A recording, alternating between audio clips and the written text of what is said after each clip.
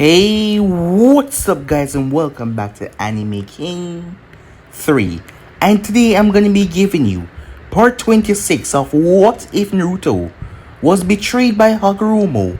Remember to get this one to 100 likes as usual, share this to all of your friends in your social media platform, and also go ahead and check out the brand new episode of What If Naruto Was Too Advanced for His Age over on Anime King 2. Link will be down in the description for you guys to enjoy. And stay in tune for What If Naruto Was Direct Descendant of the Sage over on Anime King, which I hope that you guys enjoy. And remember, if you're new, to go ahead and click that red subscribe button and become a part of the Anime King family. And thank you for all of your help and your support. Remember to comment down below and tell me if you're new. I'll be replying and talking back to all of you. So yeah, without further ado, what do you say we begin this new episode? Start the intro.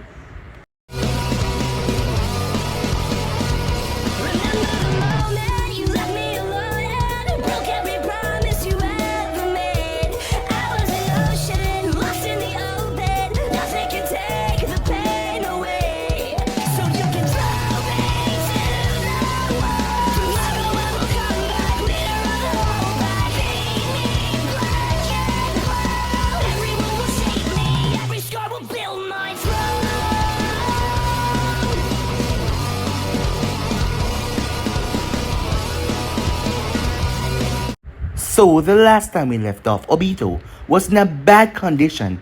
The Black Zetsus were keeping him alive though and healing his wounds. As he went to fight Naruto, after getting back up to snuff, he was still lying down though as he spoke to Black Zetsu. As Black Zetsu knew that he went to visit Naruto, and things didn't go as he thought at all. Naruto was the first person to ever awaken the Sharingan. So, it would give good thoughts that he knew everything about it. But Obito didn't know that. That is why he messed up so badly. At least Obito was thinking not to send Pain after him until they were done with the other Biju's extraction. That was good because if he had sent Pain to the Otsutsuki Empire now, things would be rather bad. At Konoha, as Tsunade was in the field along with Jiraiya, as Kakashi was surrounded by Mito, Haku, and Sasuke, as they were testing them to see how they had advanced in the past couple of years. Haku has only gotten even more beautiful, as Mito and her catch up rather well. Haku has been training with a lot of people in the village, including Uncle, Kurenai, who taught her Genjutsu, and Tsunade as well, who taught her technique, her super strength technique. As Kakashi knew Sasuke was powerful, but he had no idea about the other two. So with that, the battle started. They worked like they know each other move quite well, as they got along in perfect synchrony. Kakashi was placed under Genjutsu, and to break it, he was too slow. By the time he came out of it, kunais were placed at his throat, along with a blade. And through the entire battle, Sasuke didn't even use his Sharingan, as he has come rather far. Every one of them had secrets up their sleeve. A member was missing from Team 7, so Tsunade created this team under Kakashi command. Haku being the third member, as she was just as part of this as anyone else after all, as Tsunade had found out that she was, well, Naruto's first kiss, and they had a relationship, and if they were going to stop him in the future, they need every available power they had. After all, if someone like the Sage of Six Paths told them that their strength would not work, they need something more than strength. Speaking of Naruto, as Karina came looking for him, as Tailwind told her that he wasn't here, as he went out, as Naruto was flying on top of Ragnarok's head, as they made their way towards Kiri, as Naruto told Ragnar to go and start up a bit of trouble, but he should shrink in size to not completely destroy the entire place. After all, he still need worthy subjects following him and working under his command. While he made his way to the rebel base, Meiterum was having a bad day because recently, the rebellion forces were being pushed back. But suddenly, something tremendous dropped on the base. The underground base was pure pressure. As she got up, Ayo then came in, as a body slammed into the wall, trembling it. As Naruto stepped inside, Ayo stepped in front of him to attack him, to try and stop him from attacking the Mizukage, soon to be. Without much effort on his part, Naruto disabled the man and ripped the Byakugan out of his eye and crushed it, as he slammed the man into the wall. As Mei tried to attack him, she was defeated like every other. As Naruto was surrounded, a brutal battling take place, as he slaughtered and cut down people from left to right, as he could feel his power surging inside of him that made him afraid. As he knocked me down as Kojiro came with his blade, as Naruto stopped it. He grabbed Kojiro by the throat and started squeezing his throat. As Naruto had told me to bow, but she would not. Seeing that her people were dying, and she couldn't afford for Kojiro to die like that, she told him to stop. As Naruto told her she knew what to do as she bowed down. With that, he released Kojiro as he told them to stay here, as he will be back shortly. With that, he flew out, as he landed on top of the surface, as Naruto felt that his power was finally realigning, as his body erupted, as his full power finally, it was finally with him. The sky turned red as rain started to fall, but this rain was unnatural. The water droplets were red like blood, as it was falling all over the world. So yeah guys, so basically that's what I thought. You guys can switch across the place and check out for yourself. So this will begin this new episode. We begin this episode at an unknown location. A man was currently sitting down in a chair, his hood over his head, so you could not see his face. He shifted his head slightly, as black eyes could be seen from under the hood. Seems like he's showing off once again. The man that was walking said as he was smoking, orange glasses was the only thing that could be seen under his hood, and a strand of white hair. The man that was sitting down simply leaned back in his chair. Yes, but this time, it seems like his power is grown. Even I can feel the depths of that power that he holds. What exactly is he? The man that was smoking said. He's like me, but not 100%. That means this must have to do with that woman. The man said, sitting down. Well then, are you just gonna leave him be for now? The man said that was sitting down. But if he keep on doing this, I won't be the only one alerted by his power. After all, his power feels so familiar to hers. It is almost tempting for someone else to come here, but I want to see how he might do against them. The man that was smoking spoke. Do you really believe that he's that powerful? Judging from what I can feel, yes. But we will just have to wait and see. The man that was smoking simply nodded as he turned, as he started to walk off again, his orange glasses being shown with a strand of white hair. Meanwhile, that was going on. The rain was pouring down everywhere. Mito stood on top of the Namikaze household.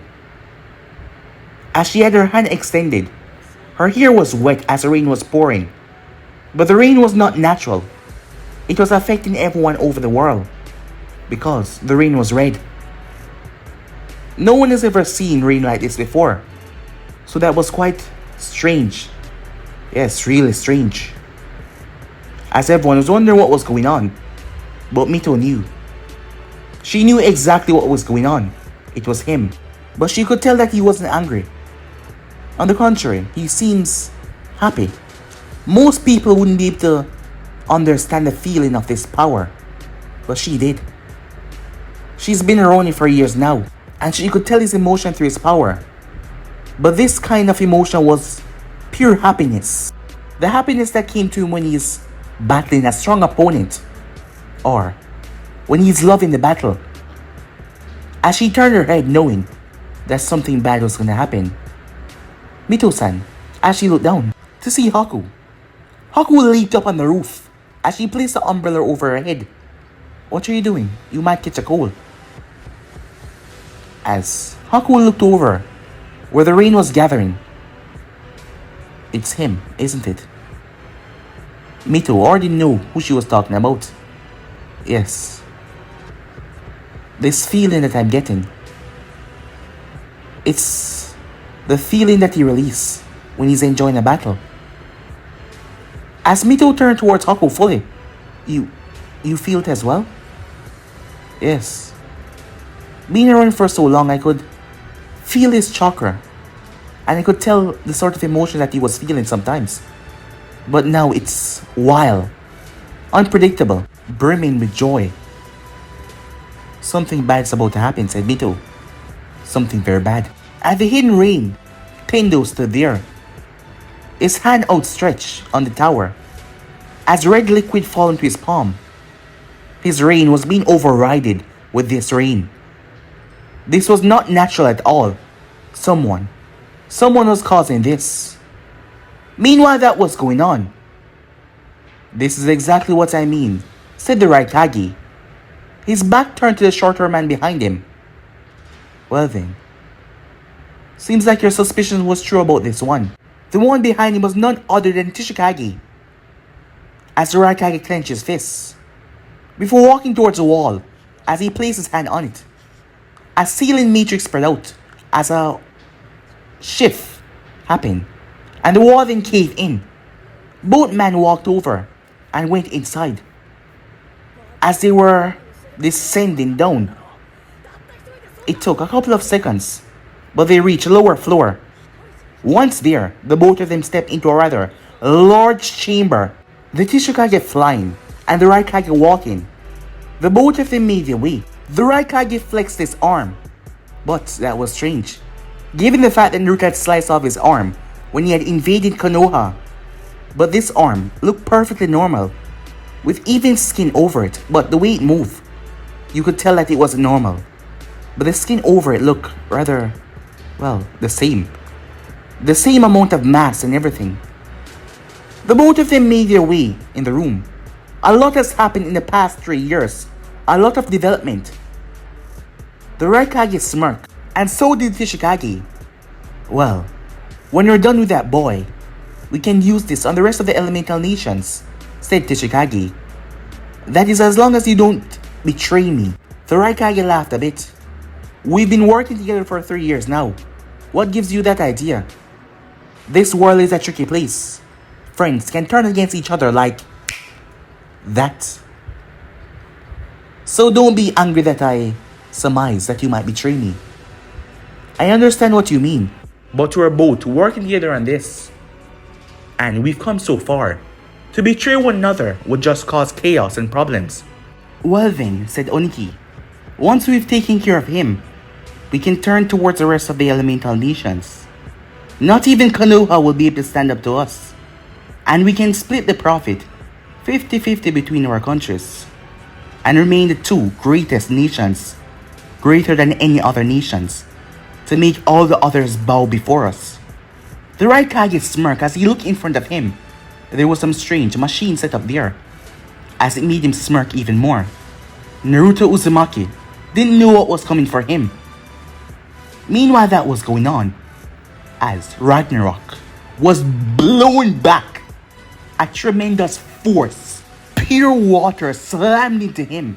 The only reason why he was hit was because he was distracted by the other worms, as many of them got slaughtered just for the plan of their Mizukage to work. Yagra stood there, holding on to his staff. What the hell is this thing, he thought to himself over and over. Ragnarok then turned, his eyes glowing an ominous red. You filthy, worthless human. He started to grow in size. All of the ninjas there started to cower in fear. The citizens of Kiri, all of them, started to tremble. Most of them were being rushed towards the bunkers for safety. But they saw it. All of them saw it as Ragnarok grew to his full size, his massive wings taking him above the city. As he looked down at them, his mere size blocking out the sun, casting a large shadow over Kiri. As he opened his mouth and raised it to the sky, but then he paused. He was going too hard, as he forgot what his father said. His father would be angry if he went against his orders. He stopped as he felt it. He smiled as rain was pouring down. Yagra completely ignored the rain for the moment as he was dealing with this beast. As Yagra clenched his staff, as he was calling up all of the power in him at the moment to stop this beast, whatever it was about to launch. But it shrunk back down into a tiger, a size of a tiger, as it lowered itself down towards the ground. Ragnarok looked over at the man with hatred in his eyes. You would pay for striking me, human, but I will not be the one dishing out punishment. At that moment, something was coming fast. Most of the other ninjas, even civilians who weren't sensory ninjas, could sense it. Yagra turned, boom! Something collided with his staff. breaking it. His body was slammed, but his staff took most of the pressure as he was thrown back right into the army of his man as he crashed into them, most of them falling over with the impact. Hagoromo was trembling, confused. His staff just broke. His staff was aligned with many seals to keep it from this same thing from breaking. That staff was crafted from the greatest, from the toughest metal, aligned with so much seals. And yet, he picked himself up, his man, helping him to his feet rather quickly. Standing beside Ragnarok, there was a man standing there. Long white hair. His eyes were same as Ragnarok, but they had the similar markings of the Sharingan in them. And his skin, red veins were on his skin. His entire body was leaking smoke. His hair was dancing behind him. His entire body was trembling. "Are you okay, father?" said Ragnarok. "Yeah," said Naruto, as when he breathed, smoke was coming from his mouth. "Ragnarok, I needed to fly back. Things are about to get destructive." He didn't need to be told twice to move back, already knowing that his father, true power, had been awakened. After all this time. "Who are you?" said Hagoromo. So this was the one in control of that beast. "The name is Naruto Osusuke. Have you heard of me?" As Hagoromo looked at him up and down. "I have. You're in charge of the Osusuke Empire that replaced Hidden Sound." "Fantastic, you have," said Naruto with a smirk. "Then you should understand that you should be on your knees right now. Why are you not begging for your life, human?" "I will never bow down to a man like you or anyone else," said Hagoromo. "I am the Mizukage of Kirin. You to step foot in my place with that disgusting creature of yours." Naruto waved his hand as three of Hagoromo's soldiers, three envoys, flashed in front of him, ready to go through hand signs, but it was too late. Their body was split into pieces. Sharp, deadly winds teared through their flesh like a hot knife going through butter. Hagoromo stood there confused. He felt the buildup of chakra, but how could someone perform a jutsu that quickly without even weaving in hand signs, or without even letting it discharge properly? With a single wave, he created wings that were aimed to slice. He looked down at his man. He turned his back. "All of you, get back," he said. They didn't need to be told twice by their Mizukage. He was a stern man and they always listened to his orders. And there must be a reason. And they saw that reason when his body started to change. As a cloak flickered around him, two tails emerging. As they smashed the ground behind him, the entire ground cracking at his feet as he released the power of the Biju inside of him. "Ah, so you think the power of that creature you hold can stop me?" Hagoromo shot forward, smashing his fist into Naruto's face. He delivered several deadly punches into Naruto's chest, followed up by a brutal tail slap, hitting Naruto straight up in the sky. He bent his knees as he launched himself. He then twisted his leg in mid-air. As he channeled so much of the Biju power towards his leg, it started to glow even brighter. He then released it on impact. "Ninja art! Power slam," he said with his own chakra in the mix. It was like an atomic bomb. As it slammed into Naruto with so much force, his body recoiled from the shock. He hit the ground and tore through it as he went a distance underneath. Hot hair started to descend down towards the ground, and that was rather shocking. After all, air always go up. But the way the attack was deadly, air started to blow down towards the earth and everywhere else. Hagoromo landed. He didn't matter who that was. He wasn't gonna get up from that. "Your next creature," said Hagoromo as he turned towards Ragnarok. Ragnarok turned his head. Hagoromo clenched his fist. Was this thing ignoring him? The ground started to shake. Hagoromo looked down confused. Just what in the hell is going on? Boom! As Naruto exploded out of the earth. As he stomped his foot, lava started to erupt everywhere.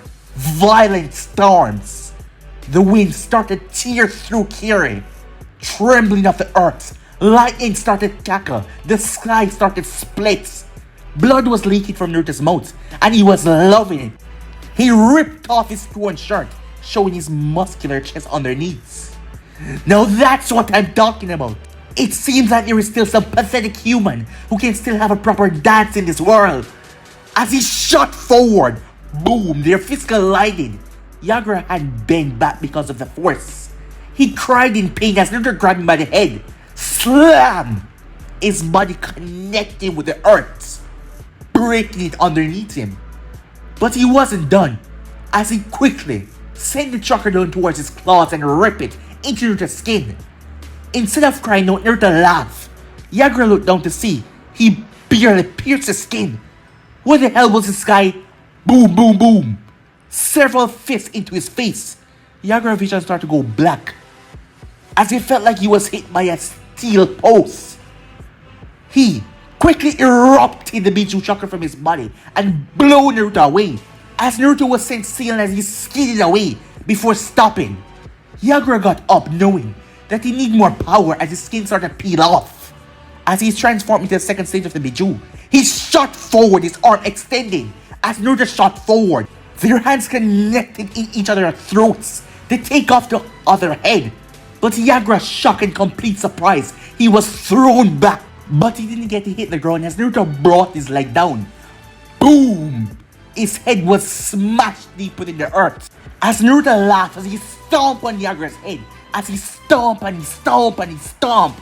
As he laughed the entire time, he raised his hand to the sky as a black ball started to form, with red lines like lava going around it as he started to gather the ball, until, boom, Naruto was sent sailing. The bomb that he was creating exploded prematurely, blowing him back even further as he smashed into the earth.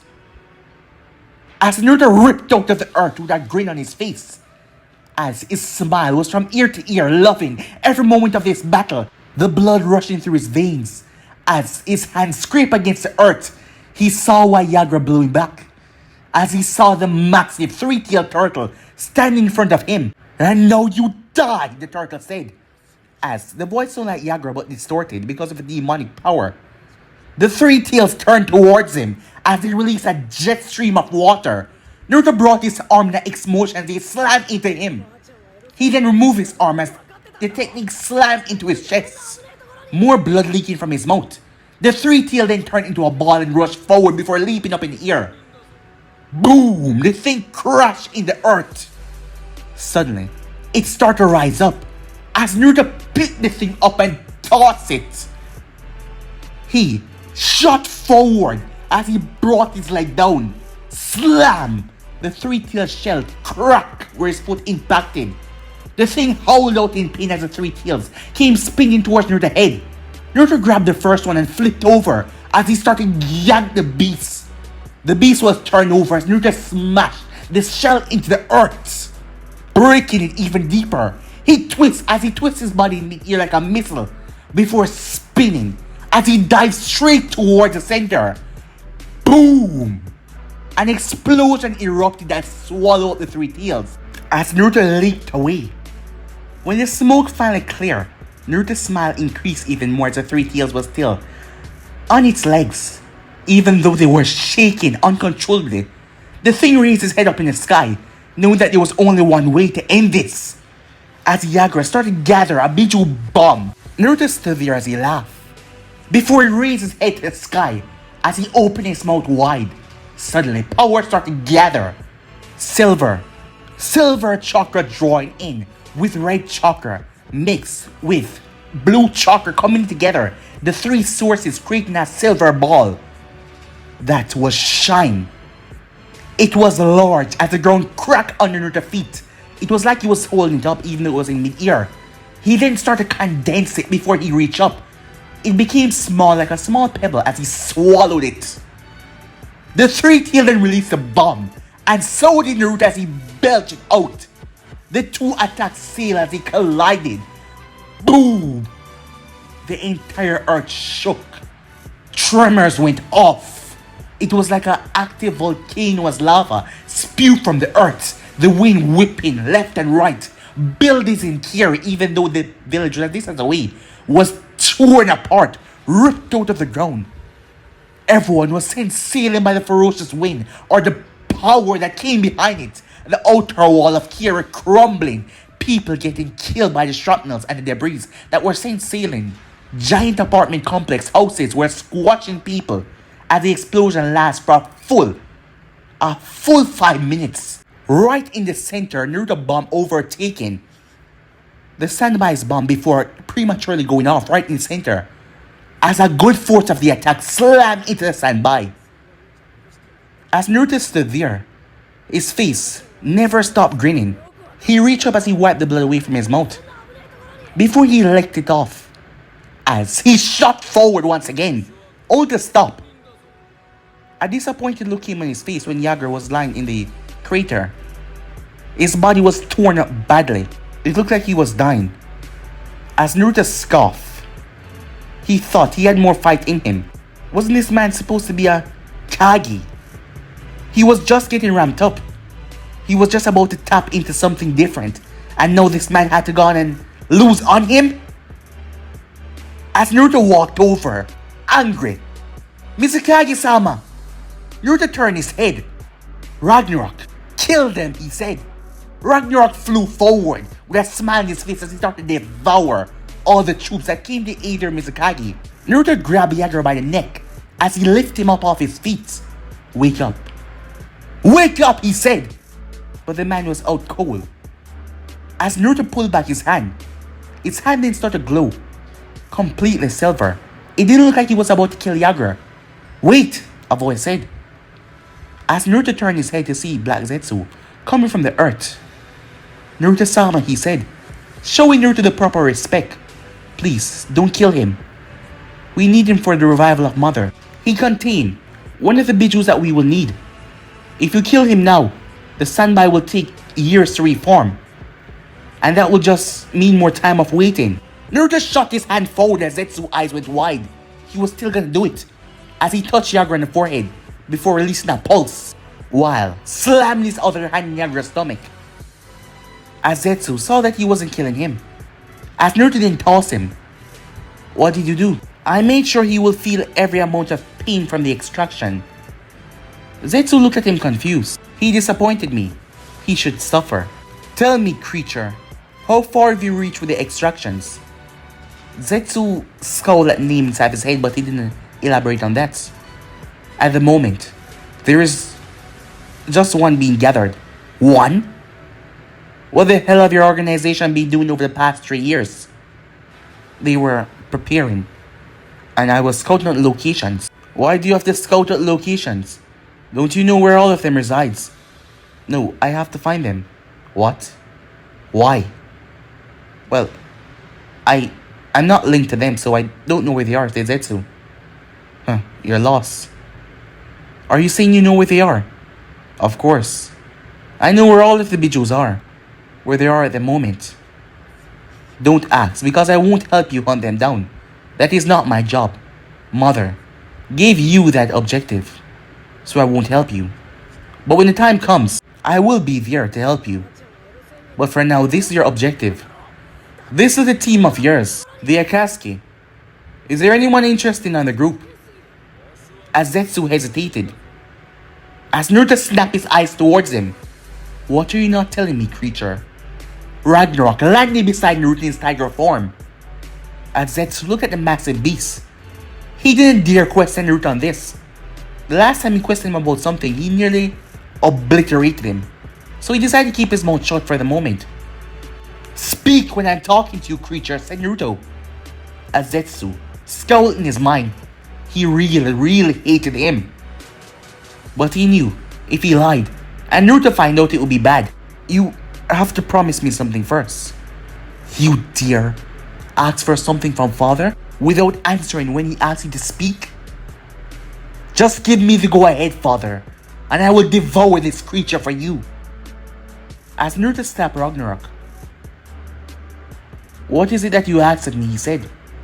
Zetsu was surprised that he was being so, nice about it. "Please don't go after the Akatsuki. If you were to fight them now, you will end up killing them all. And all the plants will be growing. And without this, I won't be able to bring back Mother. My one objective, my one goal that has been millennia of waiting. So please, don't go after them, Zetsu said. I won't. Tell me what you're hiding. There's a member of the Akatsuki called Pain who think he's a leader and he has a Rinnegan. Zetsu waited for a reaction, but he got none. As Naruto started to walk away, Zetsu was confused until he was ripped out of the ground as Naruto tore both of his arms off and tossed them to the side, causing Zetsu to cry out in pain as Naruto's hands were coated in silver chakra and it burned him as molten white hot fire blazed Zetsu's arms, burning them to crisp. The next time I talk to you, creature, I expect you to answer.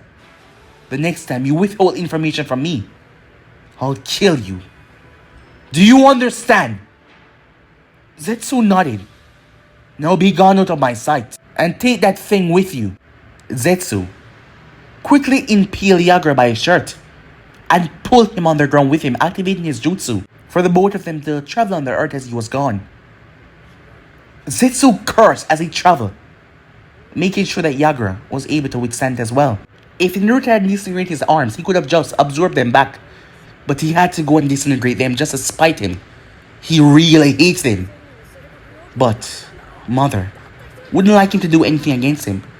And plus, the only way they could defeat him somehow was through some trickery. Because when it comes to raw power, he didn't believe anyone on this earth could defeat him. Well, there were others out there. The place that Mother came from. But that wasn't good for anyone. Yes, not good for anyone at all. Back with Naruto. What now, father? There's something I have to retrieve first. Moments later, as Mei was currently attending the wounded, it wasn't like she could pack up everything and have all of them run. Because this guy somehow found them despite their hidden location and the miss. He found them, he knew exactly where they were. So it seems like he was a sensor, a powerful one at that. She had heard the explosions. As she was getting tamed to herself, she didn't feel so broken like she felt a while ago. As her face still had a few bruise marks over it, but nothing too damaging. As she clenched her fists, she wanted him to pay for what he did. At the moment, Ao had a bandage over his eye. When Naruto had plucked it out, at least the man was back to his feet. Kojiro was back to his feet as well. He didn't care if it cost him his life, he would protect the soon-to-be Mizukage, as he always called her that title because, after all, when they won this war, she was going to be the Mizukage. Suddenly, they all felt it. She felt the pressure descending down, but nothing happened. It was then that one of her subordinates came in the office, the small office that she had for herself. Mizukage-sama, he's back, and he's asking for you.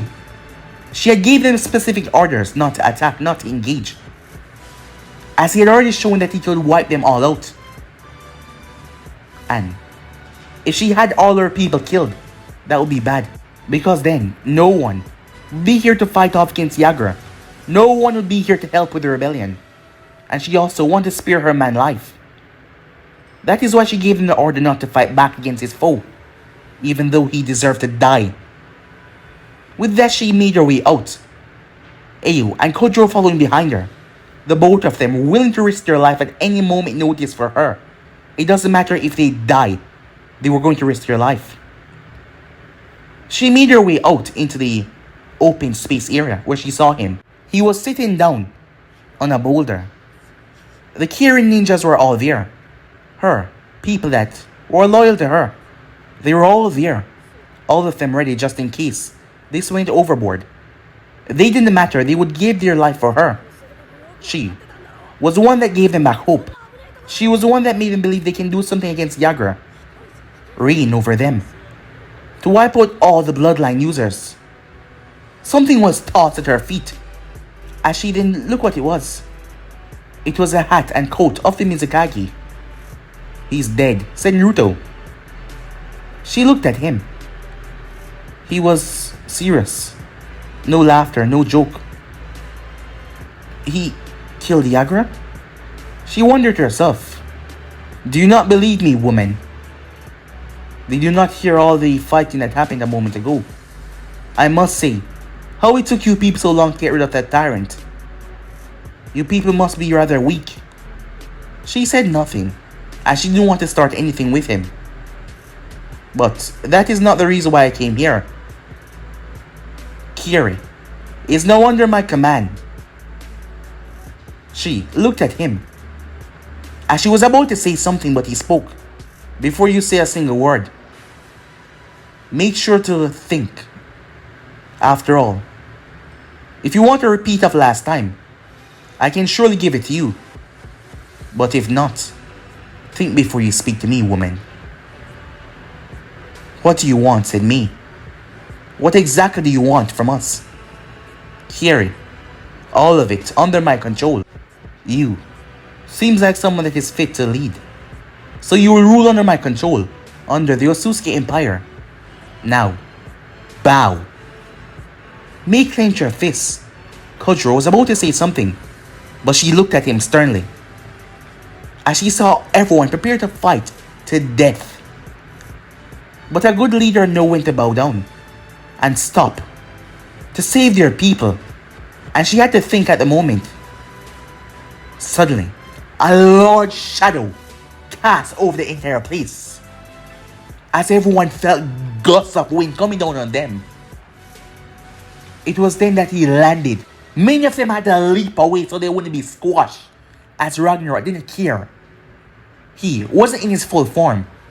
He was about the size of the two-tailed cat from Kumo, as he looked down at them with a devilish grin, ready to tear any one of them apart. As May understand the situation as he saw smoke coming from the thing's mouth. I said bow, woman. Stop looking at him and bow. She went down on her hands and her knees as she lowered her head. More like it, he said. He then got to his feet. A few of my followers will be here in a couple of days. They will tell you the new laws. Don't worry. Your people will not have hardship. As a matter of fact, being a part of the Otsutsuki Empire, your people will live good life. That is as long as you don't betray me. Because if you do betray me, I will come back here. I will come for you myself and string you up completely naked and make you watch as I kill every single people, no matter their age, young and old, here. And then you will be the last one to die after going through unimaginable pain. Do you understand me? May nodded. Speak, woman. Yes, she said. Yes, what? She didn't know what to call him. As Naruto put a hand to his chin. You may address me by Otsutsuki-sama or Naruto-sama. Am I understood? Yes, Naruto-sama, she said, as her lip was bleeding as she spoke, because she was biting so hard to not lash out at him, as her hands were bleeding, her nails digging into her skin. The others saw that their Mizukage was not relenting. They could tell the threat. They could feel it. They could feel if they attacked, all of them would die. But it was not helping that he was smiling in a rather cocky way that pissed all of them off to no end. If anything happened that I don't allow, if your man here attack my followers, I will come back here, and the first one that I will kill is him. Kojiro trembled as Naruto pointed towards him.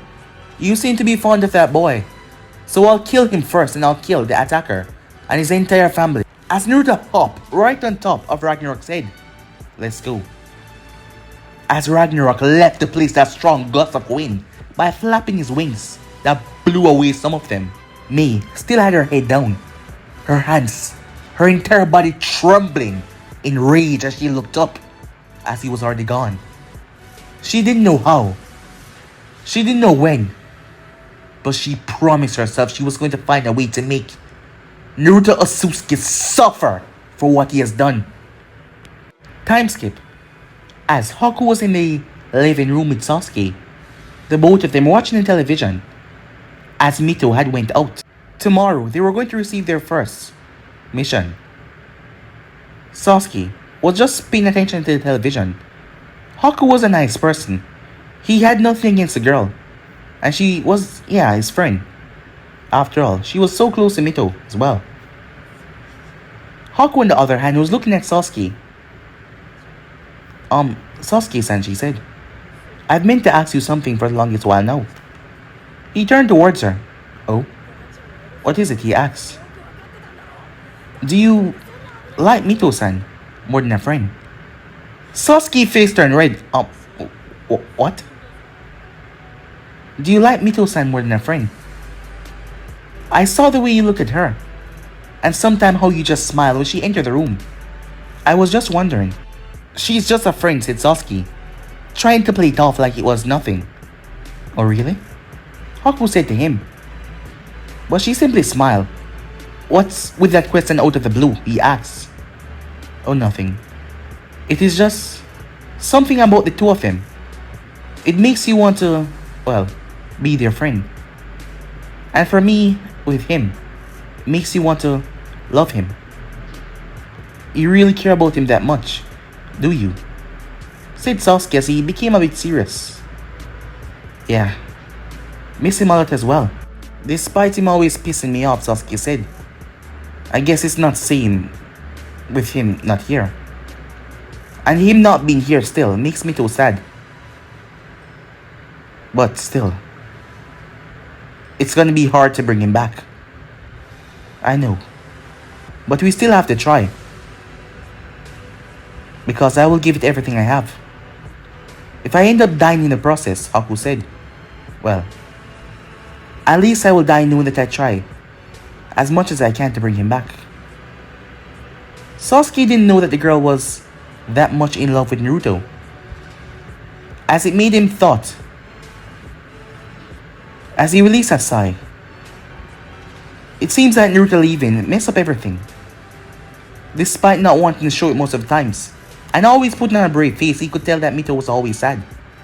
Even when coming back, he could feel the sadness coming from her. Whenever they spoke about sensitive topics, whenever she saw pictures, there were still pictures around the house. She said that she didn't want him to be removed. She wanted him to come back to see the pictures. She wanted him to come back to see that everything was the same. Only they have grown and a few things changed, but he was still welcome at his home. And he knew that just saying that it pained her to no end. That is why he will give it everything he got as well to make sure that she's happy. Sasuke thought to himself, it's been a long time since he talked about revenge. A really long time. Time skip. Back at the Otsutsuki Empire, as Teiwaya had her arms and her legs wrapped around Naruto, the both of them making out furiously as he dropped her on the bed. He brought his arm down towards her clothing and tore it off. She yipped in surprise. What happened? She said. You're moving more aggressive than before. Not that I don't like it. Have a lot of energy to work off. I was really disappointed in a fight. So, I'm gonna work it off on you, said Naruto as he looked her down. From head to toe. Then use my body as you see fit, she said. As a smirk came on her face. After all, she liked it. As a hungry, predatory look came in her eyes as he growled. As that made her felt tremors going through her body. As he dived in. Hours later, Yujito came in the room. It was a girl's day out that she had today. It was strange, living a new life under his roof and being with him. Going to Konoha that day, she never thought that her life would turn out like this. But look at everything now. She simply shrugged as she made her way. It seems like Gurin hasn't been back yet. She opened the door as she made her way. She opened the door after taking a long trip to get here. After all, his castle was the tallest in the entire village. A goddamn skyscraper. She entered. as she saw him right there. Teiwaya was passed out. He had his eyes closed, but he didn't look like he was sleeping. Teiwaya was on her back, completely naked, as she had a blissful smile on her face. And he was lying there. He wasn't wearing anything either. But unlike Teiwaya, who had a sheet over her, he had nothing on at all. He was just lying there. He cracked open one eye. "I've been waiting for you," he said. He then got off the bed as he walked over to her. She looked down. "Seems you have," she said. "Exactly, I suppose. But didn't you have enough with her?" "What can I say? I like you better," said Naruto. She sighed. At least he wasn't, well, threatening her again like the last time, and slapping her, and proving his dominance. And she could go for a round or two. A round or two. And you probably end up going at least 8 times. "You know, I never really asked you a question," said Yujito, speaking to Nibe. "You knew that he can hear us, right?" "Well, it doesn't matter," said Yujito. "You're okay with him and all that, right? I mean, you were told to, well, fight him one day. So you're okay with that, right?" "Well, if you can't fight them, you might as well join them. And I don't see any way that we can stop any of this. And besides, he gets you there, and you're having the time of your life. Far better than how you used to live in Kumo. So, I'm happy that you're happy." Yujito felt 2 arms placed in her clothing before rip as she looked down. "Come on, that was brand new," she said. "I'll buy you another one." As Naruto tear off the rest of her clothing, as he tossed her towards the bed. As Teiwaya still didn't wake up, as she was in a blissful sleep. As he walked over, she saw, as she looked down at her eyes, following it, going up and up. Well, she shrugged. She might as well enjoy herself. After all, being with him, living in a giant castle, that was the only thing you could call it. A skyscraper castle. Having amazing, mind-blowing sex. Having all the money that she can use. Having friends. People that actually look up to her. Some of them even worshipping her. That was a good life. A really good life. Time skip. As Zetsu was currently in front of Obito. And he just let you take him. "Yes," said Zetsu. "I went there. There is something about him that I realized. That I used to my advantage." "And what is that?" asked Obito. "His love for fighting. I simply told him that by giving me this, there would be a strong opponent for him in the future. Someone that he can test himself against to push him to his limits." "So you love fighting, huh?" said Obito. As he leaned back in the dark cave, Obito then came over and nudged Yagura. "And the reason why he's not waking up? He did something to him. It seems like he messed with his mind by locking him inside. But he's awake." As Zetsu picked up a pebble a nice size and threw it. It hit Yagura in the forehead as he winks a bit. "He's awake. He said that you want him to experience all the pain that he went through when the tail beast is being extracted. Did you find out anything else about him?" "Well, he has a creature. A sizable creature, the size of a tiger, that is quite powerful. They have the same eyes as him. But they don't have the totem, just a red Rinnegan." Obito nodded, as he really wanted to know what was the end game with Naruto or Sasuke. As he went and found out more information, he even changed his last name. "Did you find out what he was doing at Kiri?" "No. After retrieving Yagura, I left. But there was clearly a battle him facing off against Yagura. But I don't know exactly what he wants. For him to start a Kiri ending civil war. Do you think he perhaps wants to take over the Elemental Nation?" Obito said. Given what he has witnessed so far, he didn't know how. But this Naruto or Susi can do it. As he didn't know what happened to change him and turn him this way. He will have to find out more information. "What about the others? Are we gonna tell them anything?" asked Black Zetsu. "No, for now." I'll keep this to myself. I'll inform Pain when the time is ready. He already know where he is, but it's not time for him to go there yet. The both of them will fight, and despite if Pain lose or not, I will be there to get the spoils of the battle. Zetsu scoffed in his mind. Obito thought that he had everything in plan, everything ready. Little did he know that he was dealing with the actual god here, someone that could smite him out rather easily. But Black Zetsu wouldn't tell him a single thing. After all, the both of their plans were not the same. He wanted to place the world under infinite Tsukuyomi because of a stupid girl that died long time ago. But he wanted his mother back. Meanwhile that was going on, the Konoha team consists of Sasuke, Mito, Haku, Kakashi, and Temari. As they get caught on the way, were making their way towards the hidden sand as Gaara was kidnapped and Conqueror was poisoned. Haku, being the second medic under Tsunade, her skills even passed Shizune in certain areas. She was going there to help with the poison, for them to find the Akatsuki and retrieve the Kazekage. Little did neither of them knew they were going to see Naruto as Sasuke. In the past 3 years, none of them had interacted or even seen him. But now, as they were making their way, Naruto will also feel the pressure of the Biju being extracted. Despite him talking to Zetsu, saying that he wouldn't engage with the Akatsuki, he wanted to see them.